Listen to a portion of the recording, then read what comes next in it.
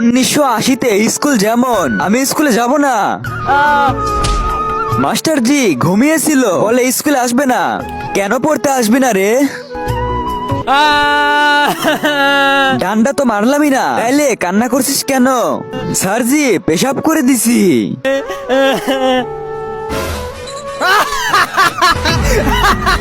সালা মার না খেয়ে প্যান্টে মুতে দিল।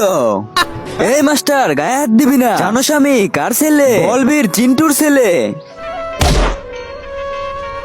দাঁড়া সালা দেখাচ্ছি তোকে। ওই তো বাবা, সালা ওইখানে। বাবা ওই মাস্টার আমাকে সবার সামনে ফেলে ঘুষিয়ে ঘুষিয়ে কিলিয়ে কিলিয়ে মেরেছে। রাজু মিথ্যা বলছিস কেন? আপনি দুধ খেতে ভালোবাসেন না মদ খেতে ভালোবাসেন? যদি দুধ খেতে ভালোবাসেন তাহলে ভিডিওটিতে লাইক করে চ্যানেলটি সাবস্ক্রাইব করবেন। এ মাস্টার, রাজু কখনো মিথ্যা বলতেই পারে না।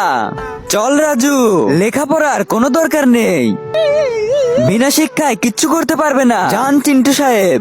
হ্যাঁ, কোনো দরকার নেই লেখাপড়ার। 20 বছর পরে যা হয়, সালা পুরো দিনটাই ফাঁকা, লোকই নাই। ভাই কই যাবেন? তাড়াতাড়ি আসেন। আরে চিন্টু বাবু, অটো চালাচ্ছেন? আপনার ছেলে রাজু কি করে?